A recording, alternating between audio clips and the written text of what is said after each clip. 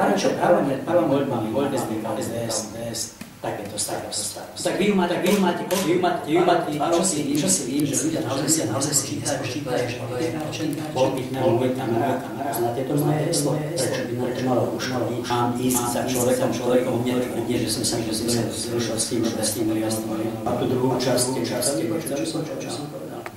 Tu ste, prečo niektorí parlamentní keď to máte v tom bránu? Prečo mám niekde niekto bránu, nešetriť. Poslala niečo získať, že mala slednica jedného zboru. Smiem sa to financovanie, pranie špinavých pôsobilo na vás dôvodne, alebo nie. Tak prečo ma trápite s takým skladám? Čo mám tlaky, že sa na to kašlo, to má nahovárať? Teraz, keď vidím, ako je ťažko, teraz, keď to nie je filafila, to majú som pekný a poklon. To dnes na Slovensku som vzťahom. To mi ukázal odvahy, potrebné kroky, ako som ukázal ja.